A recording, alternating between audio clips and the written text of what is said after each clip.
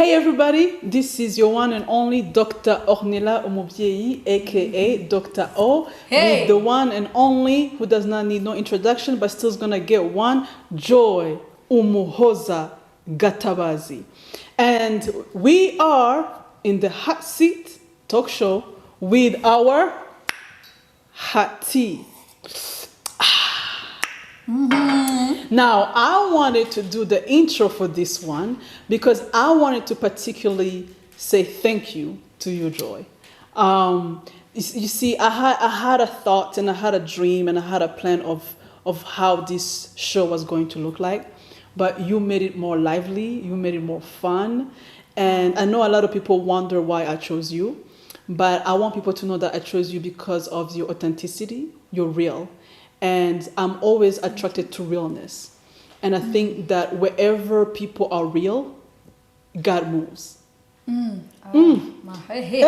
So, you see? So I just want to say that I appreciate you. Thank you. And I love you more than I love Nutella. And though we are only in season 1, you have definitely made me have fun on this talk show. So thank you so much. How you transition from that? I told you she's a surgeon. She just cut me open. I'm bleeding. Bleeding love though. Okay. So welcome back to every one of you. I know you've been enjoying this, and today we're going to be talking about how to have healthy boundaries. Let me tell you, some people don't think it's important to have boundaries. Some people do not even know what boundaries are. So how can you help us? How can you explain what are boundaries and why is it important to have boundaries? All right, so let me give a very quick, simple example that everyone is going to understand. Okay.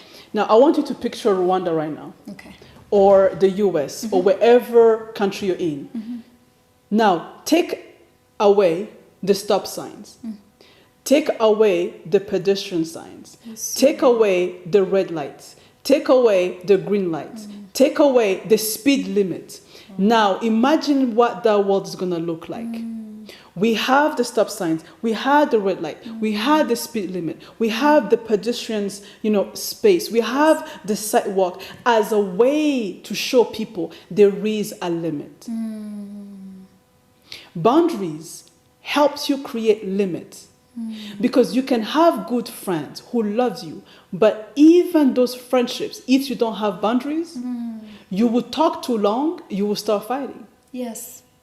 But if you knew it was time to go, you see. So again, I think that people feel like I don't need boundaries because you're my friend. But that's not true. You need boundaries because you love your friends. Right? Because you're trying to tell your friend, I love you enough to tell you this is my line. And healthy boundaries are a sign that you care about someone. If someone walks over you, you are telling them, I am giving you permission to treat me how you want. But boundaries says, are you ready to sip on that one?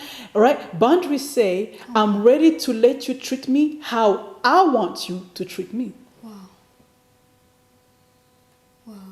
That's amazing. That is deep. And that's on Mary with the little lamb. No cap. No cap. How do I even transition? I know, you look like... I feel like, okay, so this is my question now. You're talking about when it gets to your friends. How about the limit when it gets to self-control? Do we have boundaries only when it gets to our friends? Do we have a limit when it gets to our friends? Or how can we apply boundaries in our lives? Or how can we know when we need those boundaries for our own mental health or just... Even couples should have boundaries. Ciao. Are you ready? Even couples need boundaries. Because if you don't communicate boundaries, this is what I was saying. If we did not, the signs that we have here, these are signs of the government saying these are the boundaries. And if you don't follow the boundaries, you will get a fee. You will get a ticket. And in your relationships, it should be the same. Whoever you're in a relationship with, you should say, these are my boundaries. I will not make up with you on the first date. That's my boundary. Now, you not having a boundary, that's you. Now, if you want us to make out on the first date, but if we both agree, it's fine. But if one gives you a boundary and then you cross it, that's violation. And that happens in families, because sometimes families don't respect boundaries. But we're not ready for that topic. No. All right? And matter of fact, I can give my own example. I have crossed boundaries with my siblings, where they will say, don't come in my room when I'm sleeping early in the morning. But I'm like, she's my sister. Right. You see, so the Holy Spirit had to teach me. Right? The Holy Spirit had to teach me. Your siblings is telling you how to treat her. And you're not listening. And that's when the Holy Spirit started teaching me, if you really learn, if you want to hear the people that you lead, if you want to listen to them, you need to first listen to the boundaries of the ones that you live with. Yes. Ooh. I grew up in a pastor's home. And growing up there, you have a lot of visitors. Every Sunday, every now and then, they will not notify.